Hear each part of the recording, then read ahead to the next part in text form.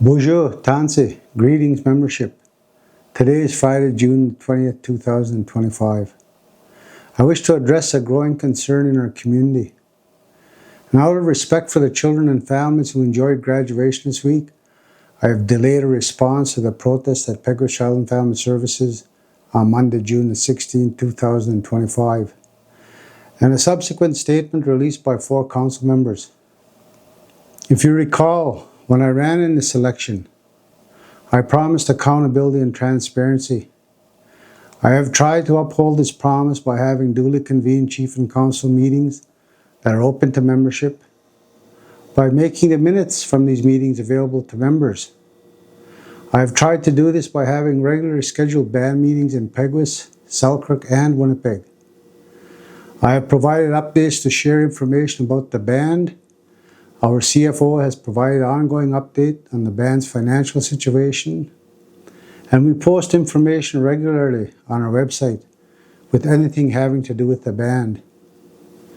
Part of my efforts to ensure there is accountability and transparency for membership is to ensure all financial audits are available for membership. I have requested this and other information from CFS numerous times, and I have been denied. As the chief of this community and part of the sacred oath I took at the beginning of my term, I have a fiduciary responsibility on behalf of membership. My requests have been met with resistance and defensiveness, not only by CFS, but by 4 council members. By denying access to me as your chief, they are denying access to membership. The community has questions. They have concerns. This was clear through the protests that were held and ones that started at a duly convened meeting months ago, one that carried into a band meeting in Peguis and raised again at another duly convened meeting. Instead of trying to address this concern, any discussion around it was met with hostility and anger. There are acts of intimidation at band meetings and now at duly convened meetings when the issue of CFS is raised. Before there were any attempts to discuss the protesters' concerns on the 16th, RCMP were called and threats of arrest were made against the community members and elders that were present. Human resources from the different organizations were contacted. This is a veiled threat about people's jobs. This is not about people's jobs. This is not about the staff jobs at CFS. This is about transparency and accountability. All that other stuff is just a distraction from what the real issue is. Last year we had community members who protested the illegal drugs in this community. People were angry, they were shouting, and they wanted answers. I didn't call the RCMP, but rather asked them to come in to the chambers and discuss their concerns. From that protest, a drug bylaw committee was struck. So why do people protest? Why have our people always protested? It is because legitimate concerns often falls on deaf ears. It's because our people were and are suffering, living in impoverished situations, and many who don't enjoy the same quality of life as others in this community, much less the country. We protested because we are in a system that was not designed to be responsive to our people's needs and concerns.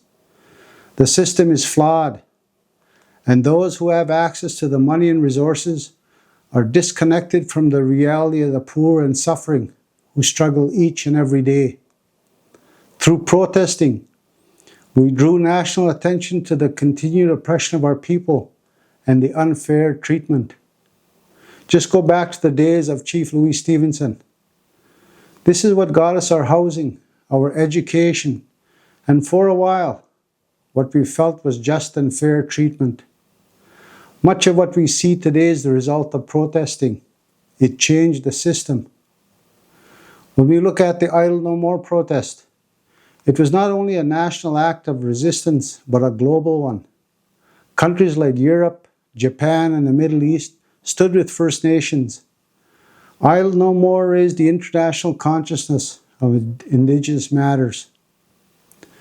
When a system is designed to ignore and exclude, when it does not hold those in power accountable, we protest.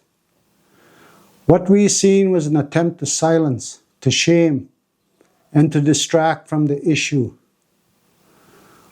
What do people have when their access to resources or their jobs are threatened? What do our people have left? We have seen our people silenced this way for the past 16 years. Is this what CFS is about? Promoting the propaganda that people will lose their jobs because I am asking questions? Because I am working to hold them accountable? This only instills fear and creates hostility. It creates division in the community, and it prevents us from getting answers to the questions we have. I refuse to be silent, and so should you. Shutting down the people, blaming those who have the courage to raise their concerns, promoting the idea that speaking out is wrong, disruptive, and disrespectful is a colonial tactic. I do not support the statement that was signed by the 4 council members.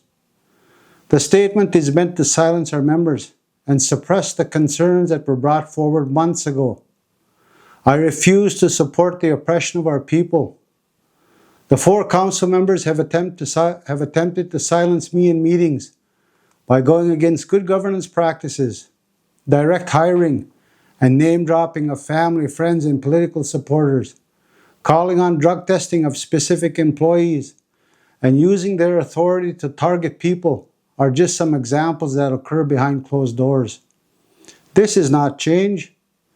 Intimidation, threats of job security, and maintaining the haves and the have-not is a continuation of practice, and it is not my idea of change. It's shameful and it's disgusting. It should never be about protecting certain people simply because they control access to resources. It should never be about protecting or maintaining the status quo. CFS was designed to create a better life for our children. This is not about our children. This is about politics. Who has control and access to the funding, and how they are using this for self-interest. People are playing politics with our children's future. We need to take a good look at our children and families and the poverty that exists in the community. Look at our families who don't have access to supports and services. Our children are still suffering, and parents are still struggling. Despite the $319 million coming in under the new legislation, which is the Honoring Our Children's Act, there was never any meaningful consultation with community. The larger community is not benefiting.